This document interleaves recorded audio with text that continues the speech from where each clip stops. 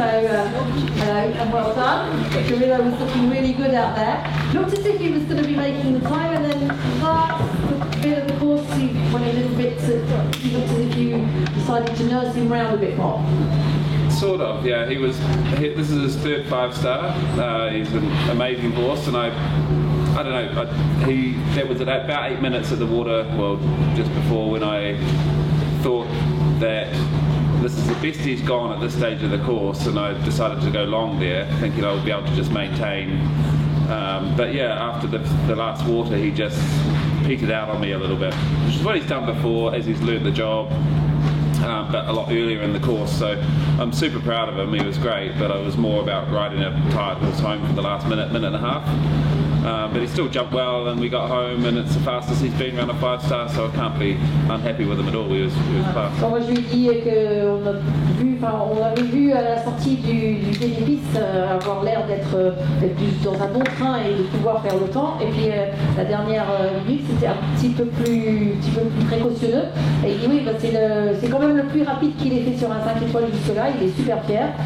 Jusqu'à présent, quand il a fait ses 5 étoiles, ses 2 autres 5 étoiles, il avait ralenti un petit peu plus tôt sur le parcours, donc là il est super fier que ça commence à venir. So for the future, looks like he's going to be able to hold the distance a little bit for longer and longer, and get around those 5-star tracks inside time.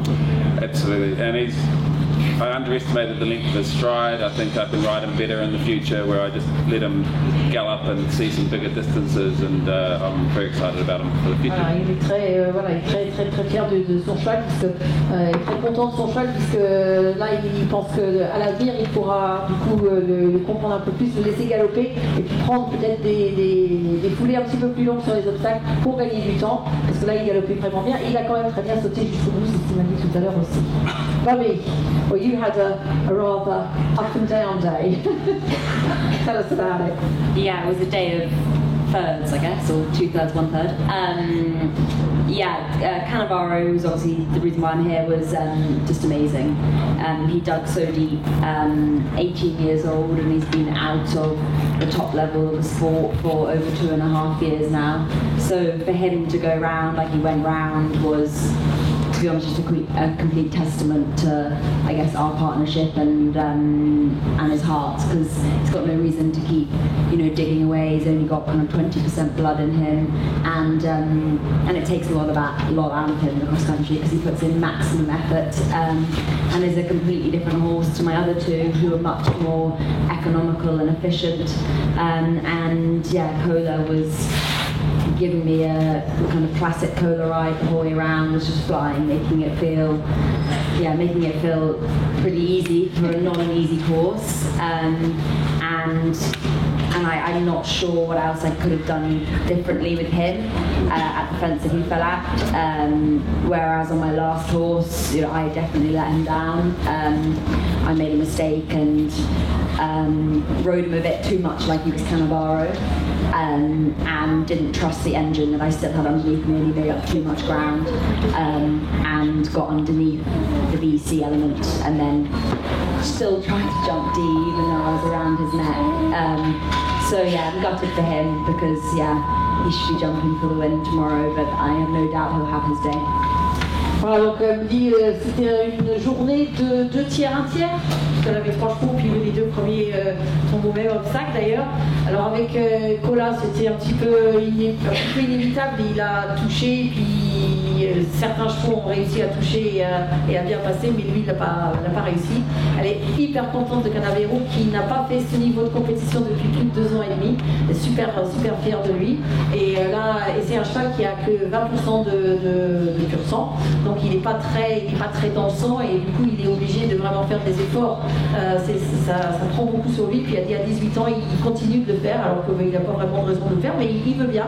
Alors donc tant qu'il veut bien, elle est vraiment super contente de lui. Et puis pour le dernier, elle dit c'est un petit peu de ma faute, elle l'a monté comme Cannavaro, et elle aurait dû lui faire plus confiance sur l'énergie qu'il avait encore, et pas lui demander de retaper une.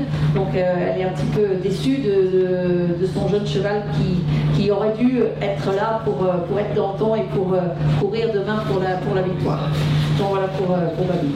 Over to Sarah. So I know you said at the end of the course that you were so proud and you lost your stopwatch about halfway round, so it was sort of you didn't even know if you were in time or not. No, I didn't have a clue. My stopwatch, I'd press it? Keep it closer, just a bit closer. Yeah, I must have hit my stopwatch at 5.5 minutes, and so next time I looked, it was still at 5.5 minutes. So I was like, oh. So I mean, you know, he's 9, and I wasn't ever going to be gunning for the time, but he's got such a big stride, and he was just travelling and jumping that I let him run. I don't think I ever pushed him once, and he just travels and jumps. He's a phenomenal horse, and I'm so lucky. Voilà, donc elle a perdu son chrono à 5 minutes et demie. Et puis quand elle a regardé, il était encore à 5 minutes et demie. Elle dit bon, on va continuer comme ça. Et le cheval a une telle grande foulée et puis saute en avançant que voilà, elle a fait le temps sans vraiment s'en rendre compte. Et c'est un phénomène. You also said that he was you bred him yourself out of Lily Corrine, a horse that you rode here a while back. Yes, she was last here in 2017, and she's since retired. She's 21 now, and she's been so good. We've had, I think, 13 offspring from her now. We've got a lot waiting in the wings. We actually had twins that are embryo transfer, so full siblings to this one this year. And yeah, very, very exciting for the future. Voilà, donc beaucoup d'anticipation pour le futur, puisque Lily Corrine, donc elle a déjà fait 13 poulains, elle a 21 ans maintenant, mais donc certains par transfert d'embryon. Elle a eu des jumeaux cette année par transfert d'embryon et des propres frères de celui-là, de celui qui est là. Donc c'est vraiment beaucoup d'attentes pour l'avenir. Any questions for either of the top three, and then we'll go over to Benjamin after that. Il y a des questions pour nos trois leaders.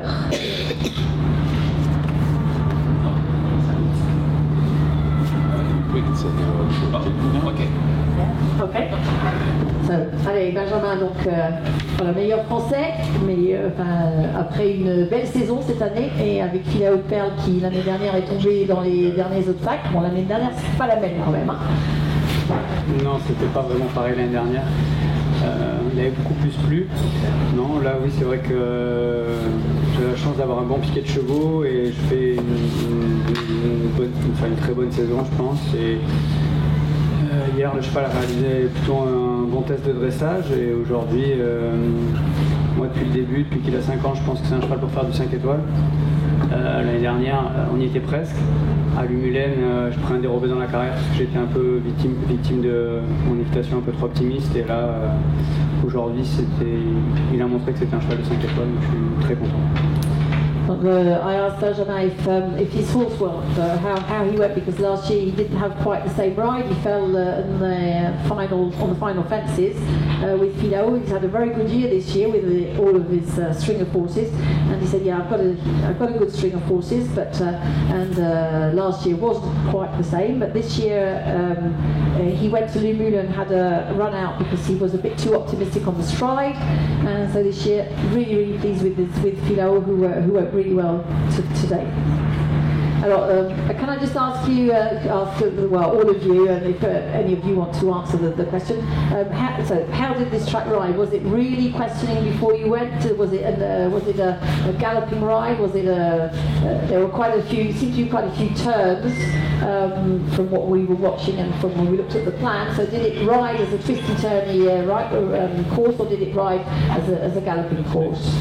Alors là, j'ai demandé si c'était un parcours qui paraissait sur le plan et quelquefois sur les images avec des tournants un petit peu, et comment ça s'est monté. Est-ce que c'était un parcours quand même bien galopant, ou est-ce que ces demi-tours et tout ça prenait un petit peu?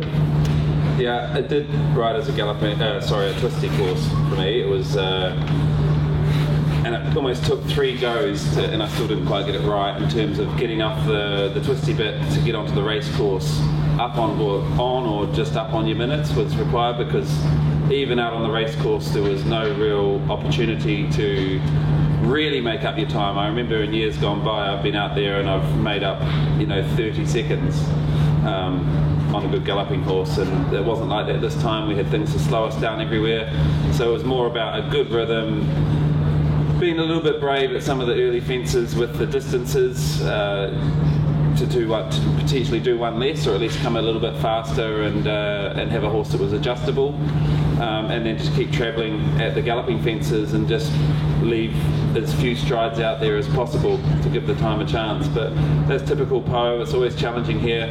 It presents as a course that is a little bit, underwhelming, like it's dimensions. Dimensions and things, but that doesn't mean it's an easy course, as we always are showing each year. You've got to go fast, and that heightens the risk element, and it's always a big challenge, whether you're on an experienced horse or a young horse. Donc, donc la question que j'ai posée, c'était de savoir si le parcours était comme il paraissait sur le plan, un petit peu avec des tournicotis, ou si c'était quand même galopant. Alors Tim nous dit que c'était quand même là cette année un petit peu moins galopant que d'habitude. Souvent à Pau, on avait des endroits sur le centre d'entraînement où on pouvait rattraper presque 30 secondes. C'était pas le cas cette année, il y avait quand même des questions un peu partout, il fallait soigner un petit peu les abords, il y avait toujours quelque chose pour obliger à ralentir. Donc là, c'était un petit peu une histoire de prendre, d'être courageux au début, et puis éventuellement de demander une foulée de moins, et d'avancer vraiment dans ces obstacles au départ.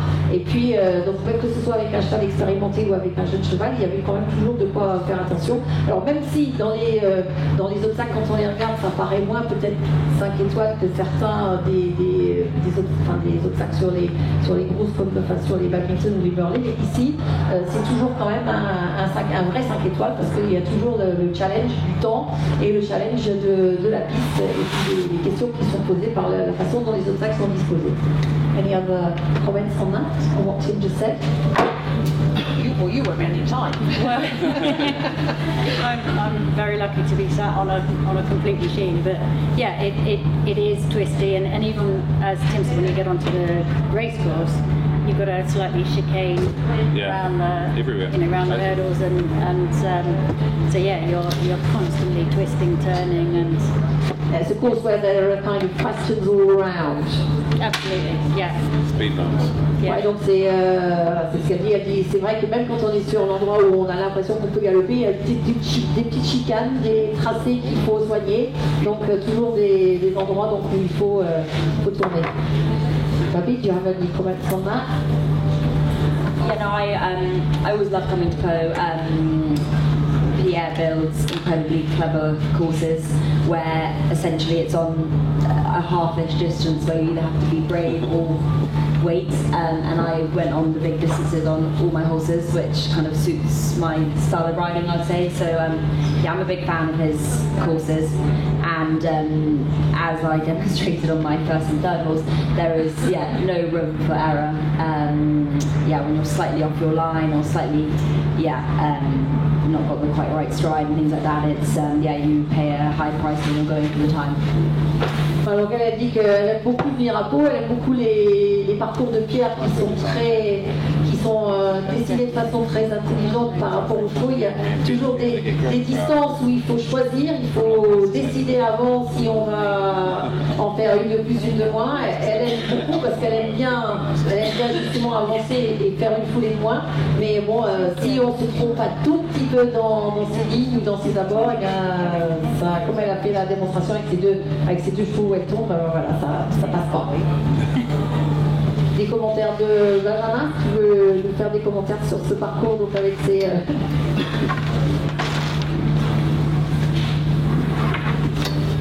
C'est-à-dire que nous, en tant que Français, on est quand même un peu plus habitués au parcours de pierre.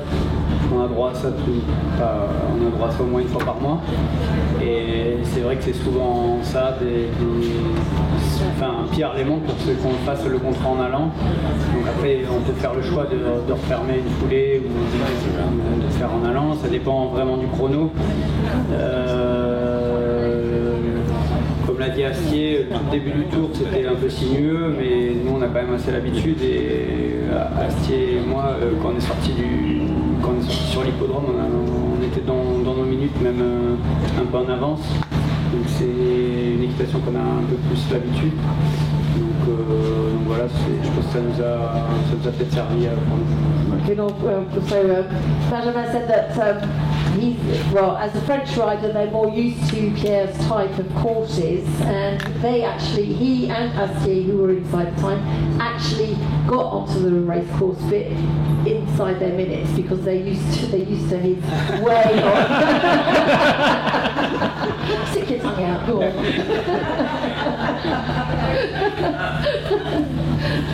They're used to his way of riding, and he designs it for there to be sort of one less stride than you actually think you can make, and if you do make that extra stride, you can always do it, but it makes it a bit more difficult, makes it a bit more uppity. Oh, he's going to answer that. I always remember for years and years, I mean, Pierre's obviously been designing for many years, like when I first came over going to like Samur and places like that with, you know, stuck closely to Mark Todd and these guys that were at the helm, and they educated, because back then he would do 1.5 strides as well. Now it's 3.5, which encourages you to do 3.